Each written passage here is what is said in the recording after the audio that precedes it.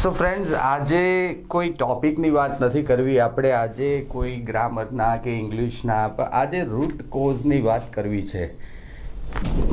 મોટાભાગના જોઈએ તો મને બે કેટેગરીના સ્ટુડન્ટ્સ મળે છે આજકાલ. તમે જુઓ તો એક જે લોકો ઓલરેડી તૈયારી કરે છે અને એક પણ પરીક્ષાઓ આપી નથી, અને એક એવા વ્યક્તિઓ છે જેણે 2-3 પરીક્ષાઓ આપી છે પણ પાસ થયા નથી. આ લોકો સાથે જ્યારે બેસવાનું થયું, મળવાનું થયું, વાત કરવાની થઈ, ત્યારે એમને પૂછ્યું કે પ્રોબ્લેમ શું છે, કઈ જગ્યાએ તમારો પ્રોબ્લેમ એરિયા છે. તો મોટાભાગનાને પ્રોબ્લેમ એક જ વાત છે કે ઇંગ્લિશ નથી સર તૈયાર થતું. ખબર નહીં, એનો અર્થ એવો નથી કે ઇંગ્લિશ પ્રોપર એ લોકો તૈયારી નથી કરતા. ઇંગ્લિશની અંદર તૈયારી કરે છે. આપણે એને પૂછીએ કે કેમ તૈયાર નથી થતું, પ્રોબ્લેમ શું છે, તો એમ કહે છે કે મોટાભાગના અમને રૂલ્સ ખબર છે, અમે લોકો વાંચીએ છીએ, પાકું કરીએ છીએ, પણ જ્યારે પરીક્ષામાં જઈએ ત્યારે કાં તો ઇંગ્લિશની અંદર જે પ્રશ્ન આવે છે એ પ્રશ્નમાં કાં તો 2-3 રૂલ્સ ભેગા થતા હોય એવું લાગે, કાં તો એવું લાગે કે એક પણ રૂલ આમાં એપ્લાય ન થતો હોય, અને કાં તો કોઈ રૂલ એપ્લાય થતો હોય એનો જવાબ લખીએ તો જવાબ કંઈક અલગ જ આવતો હોય. તો ઇંગ્લિશની અંદર જે જોઈએ એ પરફોર્મન્સ એને મળતું નથી. તો આ બાબતે થોડી મિત્રો સાથે, થોડા જે તજજ્ઞો સાથે, અને હું પણ ઘણા વર્ષોથી આ ફિલ્ડમાં છું, તો હું પણ જોતો હતો કે રૂટ કોઝ શું છે ઇંગ્લિશ છે એનું અહીં નહીં છોકરાઓને ક્રેક કરી શકવાનું. અને ખાસ કરીને ગુજરાતી સ્ટુડન્ટ્સનો તો એક મોટો પ્રોબ્લેમ એ છે કે હજી તો ક્લાસ 3માં જ મથે છે. હવે ક્લાસ 3નું ઇંગ્લિશ પણ હજી ક્રેક નથી કરી શકતા. તો જીપીએસસી છે અથવા તો જે નેશનલ લેવલની CDSની પરીક્ષા છે, બેન્કિંગની પરીક્ષા છે, આમાં ગુજરાતી સ્ટુડન્ટ્સ છે એ મોટા ભાગે નથી જઈ શકતા, અથવા તો નથી પરફોર્મ કરતા, અથવા તો હિંમત જ નથી કરતા. એનું એક જ કારણ આ છે. તો આજે સમજવાની ટ્રાય કરીએ કે પ્રોબ્લેમ ક્યાં છે, અને એ પ્રોબ્લેમને જો તમે એક વખત સમજી લેશો અને એને તમે એક વખત સારી રીતના જાણી લેશો તો બહુ ઝડપથી સારી રીતના તમને ખબર પડશે મારી ભૂલ ક્યાં થઈ છે, અને એ ભૂલ દૂર કરશો એટલે એની મેળે બધું સરસ રીતના ગોઠવવા મળશે. તો આજનો આપણો ટૉપિક છે why do Gujarati students fail in English. બરાબર. આ જે તમને ઇમેજ દેખાય છે એ ઇમેજ આમ તો હકીકતમાં તો પરીક્ષા પોસ્ટપોન થઈ પછીની હોવી જોઈએ, પણ મોટાભાગના આપણા ગુજરાતી સ્ટુડન્ટ્સની આજકાલ આવી જ ઇમેજ છે. તો લેટ્સ ચેક ઇટ આઉટ કે શું થાય છે, પ્રોબ્લેમ શું થાય છે. તો પહેલું છે કે મોટાભાગના સ્ટુડન્ટ્સ છે ને એનું આ પ્રોબ્લેમ છે, લેસ માર્ક લેસ ઇમ્પોર્ટન્સ.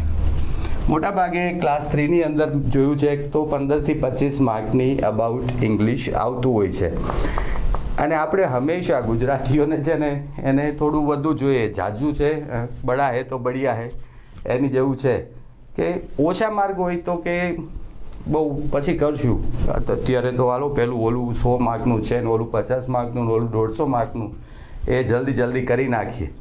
તો ઇંગ્લિશને નેચરલી ઓછા માર્ક હોવાથી બે પ્રકારના મેં મેન્ટાલિટી જોઈ સ્ટુડન્ટ્સની, કે એ લોકો છે ને એક મેન્ટાલિટી આ છે કે 1-2 મહિનામાં તૈયારી કરી નાખશું, બરાબર, છેલ્લે 2 મહિના જઈ આવશું, અથવા તો કંઈક ક્લાસ કરી આવશું, અથવા તો થોડા ઇંગ્લિશના રૂલ્સ છે પાકા કરી નાખશું તો થઈ જશે, વાંધો નહીં. 25 માર્કનું છે ને એમાંથી કંઈ વાંધો નહીં, 15 સુધી તો પહોંચી જશું.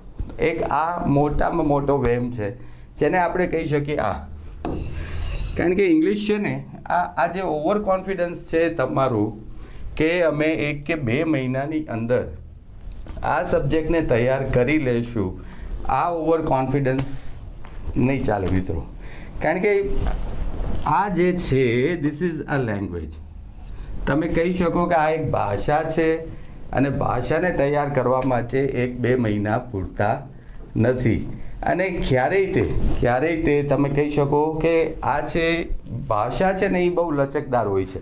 લચકદાર એટલે કે કોઈ પણ લેંગ્વેજ છે, આ language does not follow any rule. તમે એને જનરલી કોઈની અંદર બાંધી ન શકો. એ કોઈ વાક્ય છે એ જુદી રીતના બને, કોઈ વાક્ય જુદી રીતના બને. આપણે જોશું કે તમારે પ્રોબ્લેમ શું થાય છે થોડી વાર પછી. તો આ જે એક છે ઓવર કોન્ફિડન્સ તમારું કે 1 કે 2 મહિનામાં ઇંગ્લિશની તૈયારી કરશું, આ પણ એક પ્રોબ્લેમ છે. બીજો એક આ છે ફિયર. 80% સ્ટુડન્ટ્સ આ જોયા છે મેં, કારણ કે એક તો બેઝ હોતો નથી. બેઝ એટલે કે જે ખાસ કરીને એને નાનપણથી એક ઇંગ્લિશનો બેઝ મળવો જોઈએ, ઇંગ્લિશ પાસિંગ વિષય તરીકે આગળ વધતા ગયા હોય છે. એટલે કે એક તો ગ્રામરનો બેઝ હોતો નથી, સોરી. અને ખાસ કરીને જે આપણે સ્કૂલ્સની અંદર ઇંગ્લિશની જે મેથડ્સ છે ભણાવવા માટેની, આ મેથડ્સ એકદમથી જૂની પુરાણી અને એકદમથી તમે કહી શકો ને કે હજી બી ટ્રાન્સલેશન મેથડ ચાલે છે. એટલે કે કોઈ પણ ઇંગ્લિશમાં કોઈ પ્રશ્ન વાંચવાનું, કોઈ પાઠ વાંચવાનો, ટ્રાન્સલેશન કરવાનું, અને ત્યાર પછી વાત કરી તો ખાસ કરીને શું કરશે, રૂલ્સ કરશે, બરાબર. સાદો વર્તમાન કાળ તો તમને કહેશે કે સબ્જેક્ટ એટલે કે કર્તા વત્તા ક્રિયાપદ ને એસ લાગે વગેરે વગેરે, કેટલું બધું જ કોણ જાણે. લાંબા લાંબા વત્તા વાળા રૂલ્સ લખાવશે. સો આ રીતના એક ચાલે છે. અને ખાસ કરીને આ રૂલ્સ યાદ રહેતા નથી, તો ઘણા બધા રૂલ્સ ભેગા થઈ જાય છે પાછા, અને એક રૂલ બીજામાં, બીજો રૂલ પહેલામાં. તો this is not the way, this is not the way. આના કારણે એક ડર ઊભો થાય છે. મોટો પ્રોબ્લેમ મેં જોયો છે. આ ચર્ચા આની ઉપર જ કરવી છે આજે ખાસ. ફંડામેન્ટલ્સ. જ્યાં સુધી તમને ઇંગ્લિશના ફંડામેન્ટલ્સ એટલે કે એનું જે મૂળ માળખું છે આ ક્લિયર નહીં થાય, ત્યાં સુધી તમને આ ભાષા આવડવાની નથી. ફંડામેન્ટલ્સ કોઈ દિવસ મેં જોયું છે ના તો સ્કૂલ્સમાં કરાવે છે, ઇવન ક્લાસમાં જાય છે ત્યાં બી ફંડામેન્ટલ્સ જનરલી તમે બી કોઈને કોઈ ક્લાસમાં જતા હશો, 100% તમે કોઈ અથવા તો ગયા હશો, અત્યાર સુધીમાં જઈને તો આવ્યા હશો. તો મોટાભાગના ક્લાસીસની અંદર શું કરશે, સૌથી પહેલાં કાળથી શરૂઆત કરાવશે.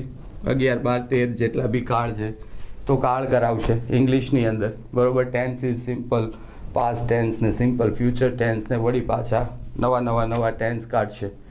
કાળ પૂરા થશે એટલે તરત જ કહેશે કે એક્ટિવ પેસિવ કરો, બરાબર. એક્ટિવ પેસિવ કરાવશે. આ બાજુથી કરતા આ બાજુ જાય ને ઓલી બાજુથી કર્મ આ બાજુ આવે ને ક્યાંથી ઓલું થાય ને પહેલું થાય ને એવી રીતના એક્ટિવ પેસિવ કરાવશે. એક્ટિવ પેસિવ પૂરું થાય તો પછી તમને ડાયરેક્ટ ઇનડાયરેક્ટ કરાવશે. ડાયરેક્ટ ઇનડાયરેક્ટ, બરાબર. ડાયરેક્ટ ઇનડાયરેક્ટના ઘણા બધા રૂલ્સ.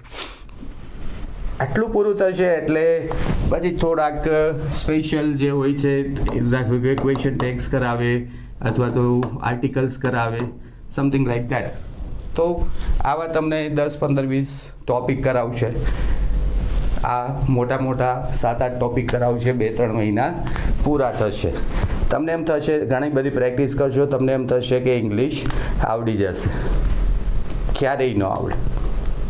100% લખીને લઈ લો, ગેરંટી લઈ લો, આવડે જ નહીં. જ્યારે પરીક્ષામાં આવે તો આવડે જ નહીં. ઇંગ્લિશમાં જ્યાં સુધી તમને પાર્ટ્સ ઓફ સ્પીચ ના આવડે ત્યાં સુધી તમને ઇંગ્લિશ ના આવડે. જ્યાં તમારે મગજમાં ઉતારવું હોય ત્યાં આ એક વાક્ય મગજમાં ઉતારી દો. આખો વિડીયો તમારે જોવાની જરૂર નથી. તમે જ્યાં સુધી નાઉન્સ તમને ન આવડે, જ્યાં સુધી તમને વર્બ્સના પ્રકાર ન આવડે, જ્યાં સુધી તમને એડજેક્ટિવ્સ ન આવડે, જ્યાં સુધી તમને એડવર્બ્સ ના આવડે, જ્યાં સુધી તમને કન્જક્શન્સ, જ્યાં સુધી તમને પ્રિપોઝિશન્સ, આ બધા ધીઝ આર કોલ્ડ ફંડામેન્ટલ્સ. તમને જ્યાં સુધી તમને ક્લોઝ શું છે, તમને ફ્રેઝ શું છે, જ્યાં સુધી તમને ખબર ના પડે, જ્યાં સુધી તમને સબ્જેક્ટ કોમ્પ્લિમેન્ટ શું છે, તમને ઓબ્જેક્ટ કોમ્પ્લિમેન્ટ શું છે ખબર ના પડે, જ્યાં સુધી તમને સબ્જેક્ટ વર્ગ એગ્રીમેન્ટ ખબર ના પડે, ત્યાં સુધી તમે કોઈ દિવસ પરીક્ષાઓ ક્રેક કરી શકો નહીં. That is for 100% sure. અહીંયા મોટામાં મોટો પ્રોબ્લેમ આ છે. એકેડેમિક ઇંગ્લિશ અને કોમ્પિટિટિવ ઇંગ્લિશ ઇઝ એબ્સોલ્યુટલી તમે કહી શકો ડિફરન્ટ એરિયાઝ અથવા તો different ways, different parts, different space. Academic English જે છે, તમે જો આ કોઈ રોકેટ સાયન્સ નથી. આ હું જે વાત કરું છું તમને એ કોઈ એવું નથી કે કોઈ પાયથાગોરસનો થિયરમ સમજવા માટે અઘરું હોય. એકેડેમિક ઇંગ્લિશ શા માટે હોય? એકેડેમિક ઇંગ્લિશ શા માટે હોય તો કે બાળકોને એક વર્ગમાંથી બીજા વર્ગમાં લઈ જવા માટે, 8મામાંથી 9મામાં, 9મામાંથી 10મામાં. અને આનો મેઇન પર્પઝ શું છે? આનો હેતુ શું છે? તો કે માસને પુશ કરવું. એટલે કે વધુને વધુ બાળકો છે એ 8મામાંથી 9મામાં જાય, 9મામાંથી 10મામાં જાય, 10મામાંથી 11મામાં જાય, વધુને વધુ બાળકો. આ વસ્તુ જરૂરી છે. એટલે એકેડેમિક ઇંગ્લિશની અંદર આનો હેતુ જ એ છે કે માસને પુશ કરવું. એટલે એકેડેમિક ઇંગ્લિશમાં હંમેશા કેવું હોવાનું? ઇઝી ટોપિક્સ હોવાના. એનું બહુ કોઈ ડિટેલમાં જવાના નહીં, કારણ કે ઝાઝા લોકોને લઈ જવા છે. એની સામે કોમ્પિટિટિવ ઇંગ્લિશ શું છે? આનો હેતુ શું છે? સિમ્પલ છે. આનો હેતુ શું છે? 9 લાખમાંથી 7,000 ને 6,000 ને 2,000 ને સિલેક્ટ કરવા. આમાં શું કરવાનું છે? તો કે આમાં માસને પુશ નથી કરવાનું. આમાં માસમાંથી બેસ્ટને ગોતવાના છે. કેટલો બધો માસ છે એમાંથી વધુ પડતા લોકોને પાછળ રાખવાના છે, બેક રાખવાના છે અને બેસ્ટને બહાર લાવવાના છે. This is wear the biggest difference જે મોસ્ટ ઓફ સ્ટુડન્ટ્સને, ઇવન સ્ટુડન્ટ્સને નહીં પણ ટીચર્સને, ઇવન ટીચર્સથી માંડી અને સંચાલકોને લગભગને આ ખબર નથી કે કોમ્પિટિટિવ ઇંગ્લિશ છે એ જુદું છે ભાઈ, એકેડેમિક ઇંગ્લિશ છે એ જુદું છે. આ જે તમે બધું કરો છો, કાળ કરો છો, એક્ટિવ પેસિવ, ક્વેશ્ચન ટેગ, આ બધું એકેડેમિક ઇંગ્લિશ છે. આ પ્રમાણે ક્યારેય આમાં આવતું નથી. આવું ક્યાંય આમાં આવતું છે જ નહીં. તમે આટલી પરીક્ષાઓ આપી અથવા પેપર જોઈને હજી તમને ખબર નહીં પડતી, નવાઈની વાત છે. હું તમને એક બે નાનકડા એક ઉદાહરણ આપું તમને. સિમ્પલ આપણે વાત કરીએ. પરીક્ષાની અંદર એક વાક્ય આવું આવશે, કંઈક પૂછાયેલું છે,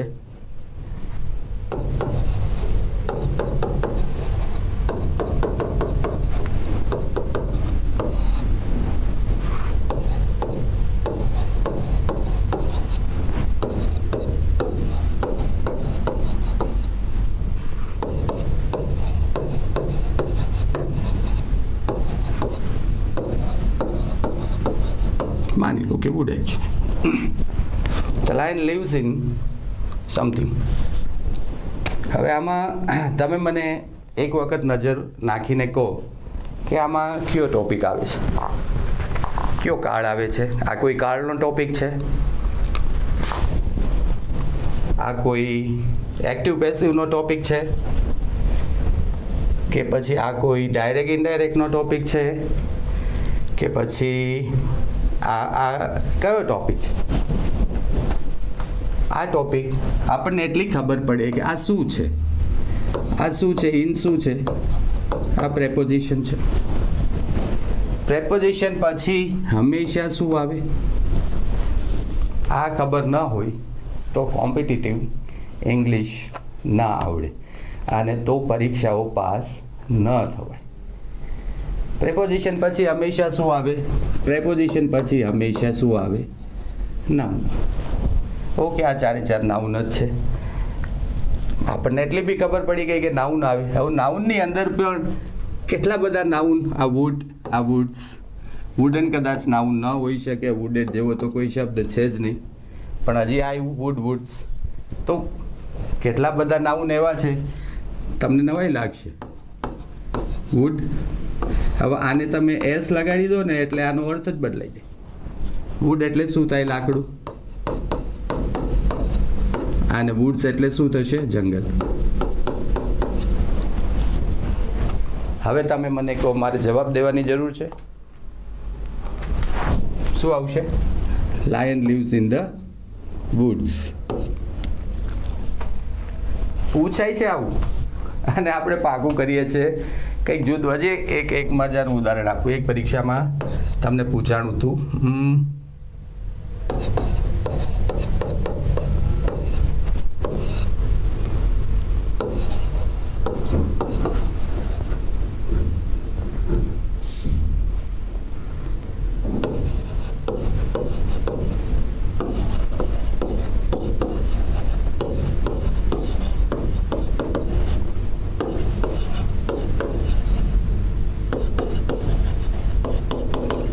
એક આપણે આવું લખ્યું, પોલીસ ખાલી જગ્યા મેડ for the safety of the.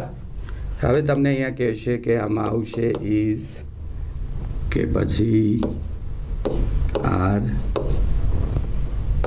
કે પછી હેવ કે પછી કોઈ બી ડી લઈ લો, વોઝ વેર. આવો એક પ્રશ્ન પૂછે, માની લો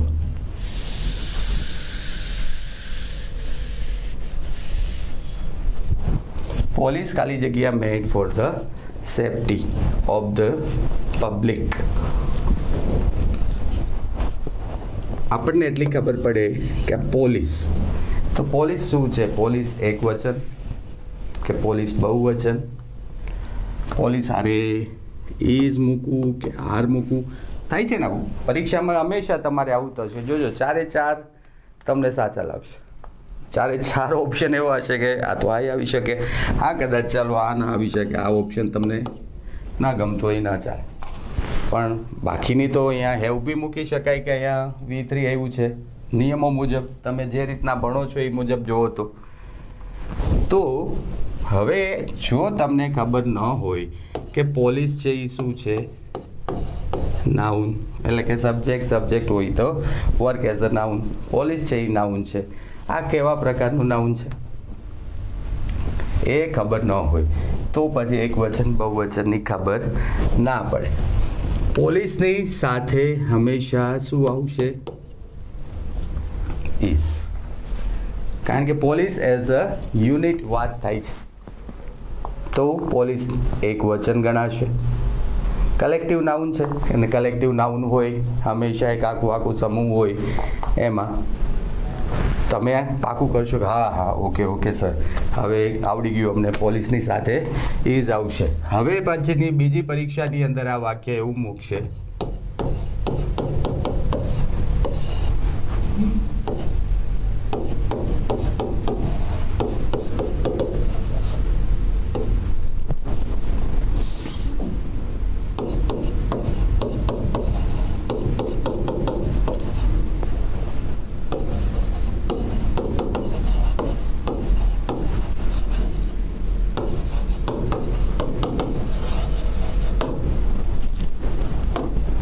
હવે આ લોકો આવું મૂકશે. આ પૂછાઈ ગયું, માની લો તમે પાકું કરી નાખ્યું, પોલીસ એક વચન એની સાથે ઇઝ આવે, બરોબર. હવે તમે જશો પરીક્ષામાં એટલે ફરીથી વાક્ય આવશે. તમને પાકું કરી નાખ્યું છે, તમે કહી દીધું બરોબર છે પોલીસ, નીચે 4 ઓપ્શન આ જ છે, તમે મૂકશો ઇઝ, એટલે આ તમારો જવાબ ખોટો પડશે.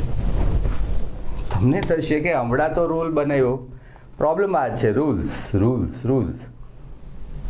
તમને એમ થશે કે હમણાં તો રૂલ બનાવ્યો કે પોલીસ એક વચન છે ઇઝ મૂકી શકાય, તો હમણાં તો તમે કહો છો કે પોલીસ આરે ઇઝ ના આવે. આવું કેમ? અહીંયા જ પ્રોબ્લેમ છે. અહીંયા પોલીસ જે છે એ પેટ્રોલિંગ કરી રહી છે હાઈવે ઉપર, તો આખું યુનિટ પોલીસનું જેટલી પોલીસ છે એ બધી હાઈવે ઉપર હશે નહીં. અમુક ઓફિસર્સ એના હશે એ હાઈવે ઉપર હશે. તો એક નિયમ છે કે પોલીસ છે એ એઝ અ યુનિટ જ્યારે તમે વાત કરો આખાની ત્યારે સિંગ્યુલર આવે, એટલે કે એક વચન આવે. અને પોલીસ છે એ જો ઇન્ડિવિડ્યુઅલ વાત થતી હોય, ઓફિસર વાત થતી હોય તો પ્લુરલ આવે, એટલે કે બહુવચન આવે. હા છે કોમ્પિટિટિવ. આનો જવાબ અહીંયા શું આવશે? હા, પોલીસ આરે અહીંયા ઇઝ આવશે, પોલીસ આરે અહીંયા આર આવશે. This is what the competitive English is friends. તમે કાળ પાકા કરીને જશો, તમે ડાયરેક્ટ ઇનડાયરેક્ટ પાકું કરીને જશો, એવું કશું આવવાનું નહીં. તમારે પાકું કરવું પડશે. નાઉન્સના પ્રકાર તમારે પાકું કરવા પડશે. વર્બ્સના પ્રકાર ક્યાં વપરાય, કેમ વપરાય, વર્બ્સ ક્યાં આવે, વર્બ્સ કોની સાથે એગ્રીમેન્ટ છે, શું થાય, તમારે પાકા કરવા પડશે. એડજેક્ટિવ્સ, પ્રિપોઝિશન્સ તમને ખબર હોવી જોઈએ ક્લોઝ શું છે, તમને ખબર હોવી જોઈએ કે ફ્રેઝિસ શું છે. This is what you have to learn. અને જે ક્લાસની અંદર આ શીખવતા નથી ને, છોડો યાર, નહીં જાઓ, ખોટા પૈસા નહીં બગાડો. અને હું તો એ સંચાલકોને બી કહું છું, હું તો એ ઇંગ્લિશ ટીચરને બી આ માધ્યમથી થોડી રિક્વેસ્ટ કરું છું. રિક્વેસ્ટ શું, હું સીધું જ કહું છું ભાઈ, રિક્વેસ્ટ શું કરવાની આમાં, કે ભાઈ તમને ખુદને ખબર નહીં પડતી ને કે શું આવે છે કોમ્પિટિટિવની અંદર, તો તમે મહેરબાની કરીને છોકરાઓને મિસગાઈડ ન કરો. પહેલાં તમે ખુદ જાણી લો કે competitive English is totally different. તમને જે ખબર છે એ એકેડેમિક ઇંગ્લિશ છે. તમે નકરા ઓલા વધતા રૂલ્સ કરાવીને, કેટલા બધા ઉદાહરણો પાકા કરાવીને કંઈ જરૂર નહીં. કેટલા બધા તમે જુઓ કે મોટા ક્લાસની અંદર તો મોટા લીથા આપે. શું આ એક જ રૂલ લો, એક નાની ડાયરી હોય ને થઈ જાય. હવે શું છે આમાં, હવે તમારે ખાલી એટલું જાણવાનું છે કે જે કલેક્ટિવ નાઉન્સ એવા કેટલા છે કે જે આવી રીતના વર્તે છે. 10, 12, 15, 20 ઇનફ. કે જે એક વચન બી થાય, બહુવચન બી થાય, અહીંયાથી જ પૂછવાના છે. કારણ કે 9 લાખમાંથી, 12 લાખમાંથી, 6 લાખમાંથી, 5 લાખમાંથી મારે ક્રીમ બહાર કાઢવું છે, મારે એમાંથી બેસ્ટ બહાર કાઢવા છે. તો હું બી ટોટલી ગ્રામર હશે ને એમાંથી હું બેસ્ટ વસ્તુ ખેંચી અને પેપરમાંથી તમને આપીશ. આ કોઈ, ફરીથી કહું છું, આ કોઈ રોકેટ સાયન્સ નથી. આ સિમ્પલ લોજિક છે. જે લોકો પેપર કાઢે છે એને બી ખબર છે મિત્રો. તો એક આ વસ્તુ તમારા મગજમાં ખાસ ધ્યાન રાખો. સીધું એક છેલ્લી આપણે આ વિડીયોને એન્ડ કરીએ અને છેલ્લે હું તમને કહું કે મોટાભાગના સ્ટુડન્ટ્સનું આ પ્રોબ્લેમ છે, બરાબર. એડવર્ટાઇઝમેન્ટ આવી નથી, પ્રિપરેશન શરૂ કરશે. શોર્ટ ટર્મ પ્લાનિંગવાળા જેટલા બી આ વિડીયો જોવે છે, તમને એવું લાગતું હોય ને 2 મહિના, 3 મહિના, 4 મહિના મને નોકરી મળી જશે, જાઓ ખેતી કરવા માંડો, નોકરી કરવા બીજે કંઈક પ્રાઇવેટમાં વયા જાઓ, અથવા તો જ્યાં બી તમે નાનો મોટો બિઝનેસ કરવા માંડો, બહેનો હોય તો તૈયારી કરવા માંડો, સવરવા માંડો, સગાઈ કરો, લગ્ન કરો, ખુશ રહો. 2, 3, 4 મહિના મહેનત કરી અને ગવર્મેન્ટ જોબ લેવી હોય તો આ ફિલ્ડમાં નહીં ગમે. ઘણી બધી વાતો તમને મારી કદાચ, હું કંઈ અહીંયા તમને ગલગલિયા કરવા તો આવ્યો નથી. આ ફિલ્ડ 2, 3, 4 મહિના તૈયારી કરી અને તમને જોબ મળી જાય એવું તો આ ફિલ્ડ છે નહીં. અને 90% સ્ટુડન્ટ્સ મેં જોયું છે કે જાહેરાત આવે ને તો તૈયારી શરૂ કરે. હવે જાહેરાત આવે તો મહિના, 1.5 મહિનામાં પરીક્ષાઓ હોવાની. આપણે ઘણાને પૂછીએ, બેઠા આમ સ્ક્રોલ કરતા હોય ઇન્સ્ટામાં, અને વળી પાછા ઓલા ગમ બૈરા ઓલા હોય ને એ મેસેજ વાંચતા હોય, યારો જિંદગી તો ये है જિંદગી તો वो है. આપણે કંઈ શું કરે છે ભાઈ તું આજકાલ? તો કંઈ નહીં, આપણે કંઈ તું કંઈક તૈયારી કરતો હતો કોમ્પિટિટિવની, કંઈક પરીક્ષાની, કે સર અમે ક્યાં જાહેરાત આવી છે, જાહેરાત આવશે તો કરશું. અરે એવું ના હોય ભાઈ. તમારે આ તૈયારી છે ને, આ વસ્તુ છે, આ કન્ટિન્યુ કરવી પડે. એટલીસ્ટ મગજમાં 1 વર્ષ, એટલીસ્ટ એનાથી વધારે 2 વર્ષ, 3 વર્ષ, પણ એટલીસ્ટ 1 વર્ષ તો છોડવું જ નથી. આ મગજમાં નાખીને આવી જાઓ, 90% પાસ થઈ જશું. 1 વર્ષ at least, not less than 1 year. 1 વર્ષથી નીચેના જે લોકો છે એ લોકો જાઓ, એ લોકો બહાર જ નીકળી જ જવું, જરૂર જ નહીં. અને એ 1 વર્ષ પછી જેવી પરીક્ષાઓ, બરાબર, પછી બીજો એક મોટો પ્રોબ્લેમ આ જ છે, સ્પેસિફિક વન જોબ પ્રિપરેશન.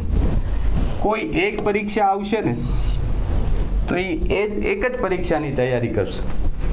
તલાટી આવ્યું છે, તલાટીમાં શું આવે છે, આટલા પેપર, એટલું વાંચવા માટે.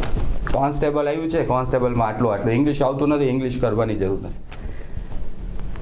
પેલું ક્લર્ક આવ્યું છે, ક્લર્કમાં આટલું. અરે ભાઈ, આવું ન હોય. વન સ્પેસિફિક જોબ પ્રિપરેશન ન કરાય. જ્યારે તમે તલાટીની હજી જોબનું પ્રિપરેશન પૂરી કરશો ને, ત્યાં તો ક્લર્કની આવી ગઈ હશે. એની અલગથી કરવા બેસશો, ત્યાં તો બીજી કંઈક આવી ગઈ હશે, ત્યાં તો ત્રીજી કંઈક આવી ગઈ હશે. હંમેશા ઓવરઓલ પ્રિપરેશન કરાય. તમે કોમ્પિટિટિવની દુનિયામાં આવો છો તો મિત્રો એક વાત યાદ રાખો કે તમારે ઓવરઓલ પ્રિપરેશન કરવાની છે અથવા તો કરવી જોઈએ. એટલે કે બધા વિષય આપણને ખબર છે કે આવવાની જ છે, આની પછી આ. તમને ઇવન કેલેન્ડર્સ બી મળી જાય છે કે આ વર્ષમાં અબાઉટ આટલી પરીક્ષાઓ આવવાની છે. તો બધાની તૈયારી એક હારે કરવી જોઈએ. અને પ્રોબ્લેમ એક આ બી છે ગુજરાતીઓનું, જેને જોવો આની જ તૈયારી કરે. ક્લાસ 3ની કોન્સ્ટેબલ બની ગયા જીવન. ઘણા બધા ક્લાસીસવાળા તો આમ ફોટો મારે, બરાબર, જીવનની અંદર સફળ થવા. કોન્સ્ટેબલ બનીને જીવન સફળ કરો. કાંઈ સફળ નહીં થતું. ખાલી કોન્સ્ટેબલથી જિંદગીમાં કાંઈ ફેર ન પડે ભાઈ.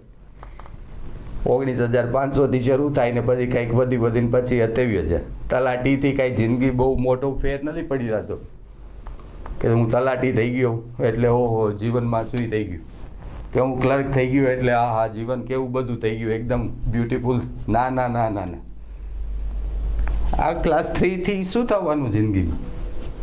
25,000 30,000 કમાશો આગળ જઈને 5 વર્ષ પછી શું થવાનું? 30,000 40,000 રૂપિયાનું કાંઈ થવાનું નહીં જિંદગીમાં. ઘરના ખર્ચાય નહીં નીકળે. પણ જ્યારે તમે એક વખત ક્લાસ 3 પાસ કરો છો અથવા તો ક્લાસ 3ની તૈયારી કરો છો, નજીક પહોંચી જાઓ છો, ત્યારે એક વસ્તુ યાદ રાખો કે હવે આ રસ્તો આપણે લઈ લીધો. હવે આ રસ્તાને આગળ વધારવો છે. હવે આ તરફ જવું છે. કારણ કે હવે તમને, જો તમે આને પાસ કરો છો, દેટ મીન્સ કે તમને ટ્રીક ખબર પડી ગઈ કે આ પરીક્ષાઓ શું છે અને કેવી રીતના આને પાસ કરાય છે. એન્ડ દેટ ટ્રિક્સ, એ તૈયારી, એ ડિટર્મિનેશન, એ પરસિવરન્સ, ઓલ ધીસ થિંગ્સ એ તમારી અંદર છે. હવે બસ the level of that determination, level of that perseverance, level of that hard work થોડું વધારી દો. એટલે આ બી ટાર્ગેટ રાખો. અને આ બી થઈ જાય તો પછી જિંદગી જેવી હોય ને તો આ જોવાય. ક્લાસ 1 કલેક્ટર બનીને, કમિશનર બનીને મજા આવે ને, અહીંયા સેલ્યુટ ન મરાય આખી જિંદગી. તો થોડું તમારું આ તો વધારવું પડશે. અને વધારો, અને નો થાય મળો જ 80% ક્લાસ 1 ઓફિસર્સ ઓફ ઇન્ડિયા હંમેશા મિડલ ક્લાસ અને લોઅર મિડલ ક્લાસમાંથી આવ્યા. સર્વે કરો તમે, તમારા ગામના કલેક્ટરને, તમારા ગામના કમિશનરને જઈને મળો, પૂછો સર તમારું બેકગ્રાઉન્ડ. 80% તમારી જેવા જ છે. પણ હા, એક ખરું કે એની આ છે, આ પ્રિપરેશન એ સોલિડ હતી. પૂછો એને 3 વર્ષની, 5 વર્ષની, સમથિંગ લાઈક દેટ. આપણે 1 વર્ષની પ્રિપરેશન કરીને અહીં સુધી પહોંચી શકાય તો પછી લડી લેવાય. આ એક આધાર થઈ જાય આપણો. આ આધાર થઈ જાય કે ચલો આપણને થોડું ઘણું ફિનાન્શિયલી હવે કંઈ પ્રોબ્લેમ નથી. પણ ત્યાંથી આગળ આ ગુજરાતીઓનો સૌથી મોટો પ્રોબ્લેમ છે. અને આ પ્રોબ્લેમ એને ઇંગ્લિશ તૈયાર કરવા દેતો નથી. કારણ કે ઇંગ્લિશની તૈયારી કરવા માટે તમારે એટલીસ્ટ 1 વર્ષ તો જોઈએ. એટલીસ્ટ હું તો માનું કે 6 થી 8 મહિના ઇંગ્લિશની પ્રોપર તૈયારી. પણ હંમેશા એમ કહેવાય કે ભાષા છે ને એ સ્કિલ છે. સ્કિલને એક જ વખત શીખાય, સ્કિલને વારંવાર ના શીખાય. જ્યારે પૂછો ત્યારે કે હું ઇંગ્લિશના ક્લાસમાં ગયો હતો, જાઉં છું, તો ભાઈ લાસ્ટ ટાઈમ તો કે ત્યારે ગયા હતા, હવે પાછા જાઉં છું. હવે પાછી પરીક્ષા, પાછી નવી કોઈ ઓલી આવશે તો હું પાછો ઇંગ્લિશના ક્લાસ. અરે 3 વખત કે ઇંગ્લિશના ક્લાસ કરવાના હોય? એક જ વખત કરવાના, એક જ વખત. એક વખત કરો, બધું શીખી જાઓ. કંઈ પછી વારે વારે થોડીને જવાનું હોય. મૂકો આ બધી ખોટા કન્સેપ્ટ મગજમાંથી, કાઢો તમે. સૌથી પહેલાં લાસ્ટમાં હું કન્ક્લુડ કરીશ, બહુ જાજુ નહીં કહું તો લાસ્ટમાં કન્ક્લુડ કરીશ. ફંડામેન્ટલ્સ તૈયાર કરો. ફંડામેન્ટલ્સ એટલે કે નાઉન્સથી માંડી અને પ્રિપોઝિશન, ઇન્ટરજેક્શનથી માંડી અને આ બધું તૈયાર કરો. સબ્જેક્ટ વર્બ એગ્રીમેન્ટ તૈયાર કરો તમે. નાઉન ક્લોઝ આ બધું તૈયાર કરો તમે. આ જે ટોપિક્સ છે એની તૈયારી કરો.